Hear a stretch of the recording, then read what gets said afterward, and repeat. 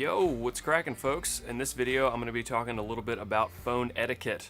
And this is something Josh and I have cultivated over the years. You get calls a lot from clients and feeders and different accounts, whatever it may be, and it's really nice to have a consistent way of answering your phone, interacting on your phone, just so you're getting the results that you need, as well as having smooth interactions with your clients. I'd say 90% of the calls that I get on my phone are clients calling me asking for an estimate, so that there's a particular kind of etiquette that I have every single time that I make sure I'm getting all the information I need. It's a very smooth interaction for the client, and no one's time is getting wasted. One of the things I would recommend is to set up a professional voicemail that has to do with your area of contracting. You don't want to target it specifically at your friends and family and people that know you. Most contractors, their personal cell phone is also their business cell phone. So you want to kind of set it up more for your clients calling you than your friends and family. What I would recommend is just something as simple as, I think my voicemail is something like, "Hey, this is Jeremy Vassar with Vassar Painting. Sorry I couldn't get to your call right now, but if you leave your name and number, I'll get back to you as soon as I can." Just something that simple. What it's doing is affirming that the client or the potential client has called the right number, so that assuages some of their anxiety of whether or not they called the right person. So you want to just reassure them that they've reached the right person and that you will get back to them. And also that call to action on their part to leave you their name and number, that gives you their contact information so you can contact them back within a good time period. Josh and I always recommend that you call back within 24 hours, if not sooner.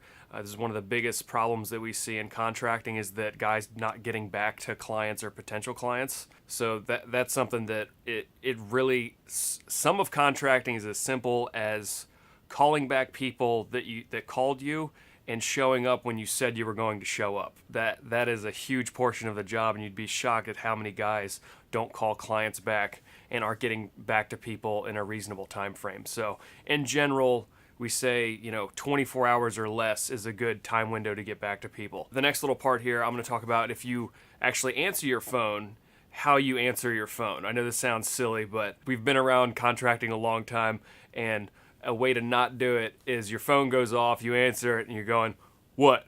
Like, that's not, it's a little, it can almost be confrontational at the outset. So Josh and I both have a distinct cadence and rhythm to answering our phone, and mine's the same thing every time. You don't have to say the name of your business, but just know that, because they're very likely going to know your first name at least. So I always answer my phone, "Hey, this is Jeremy," and that's it. So I'll just walk you through one of my phone calls that I get.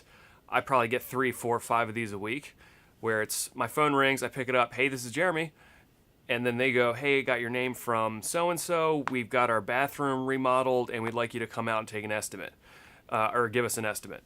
And then I go, "Okay, sounds great, let me get my book." And I always go and have a notebook in my work bag with a pen. It's always good to have lots of pens around. And what I do is I will then re-ask them, I'm like, "What was your name again?" And then they give me their name. I try and get the correct spelling and everything. Then I get their address for where I'm going to come out and get actually physically do the quote. And then I will also, if I'm thinking clearly, I will get their phone number, because I always go, in case anything happens, anything changes with your schedule, what's a good number to reach you at? They'll give me their cell phone, maybe their home phone. And if I'm feeling really proactive, I'll go ahead and get their email as well. But a lot of times I don't get their email until I actually do the estimate. But that's just a minor detail. The other thing I will say that I've found incredibly useful is that when you take down someone's name and address, take your smartphone out once you're off the phone and take a picture of the name and address. And usually I write down the time and date of the estimate that I'm going to do. Most of the time I do my estimates first thing in the morning, which for me is like around 8:30.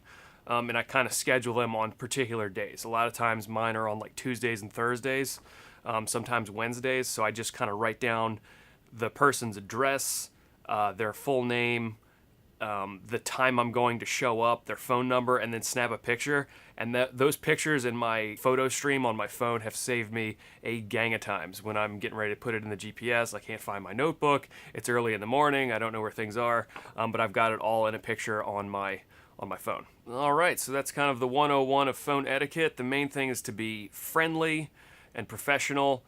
And just remember that these are potential clients. A lot of times it's the first time they're going to hear your voice or have any interaction with you, so you want to get things off to a good start. If they're calling for an estimate, just make sure you get all the details that you need to actually get to their house. And some people will try and one other little tangent that we've noticed a lot, particularly with some of our older clients. They will give you their address, but then they will also tell you very specific directions as to how to get to their house. And it's tempting to cut them off and say, I don't need it, I have GPS, which is true, but it's not the kindest way to handle that. So in general, I usually let them, you kind of learn to walk them through and be like, okay, yeah, no, I know where that is. Yep. Even if you don't know where it is, as long as you have their address and you have a good GPS in your smartphone, you're going to be fine. But some people just like to kind of tell you specifically where to go. And you might get some helpful details as far as what kind of car they have, what to look for in the driveway, where their house is located, things like that. But in general, you can just be kind and be like, okay, thanks. No, I know right where that is. And then, you've already got what you needed. So that is Phone Etiquette 101. I hope that was helpful. And yeah, there you go. We'll see you in the next video.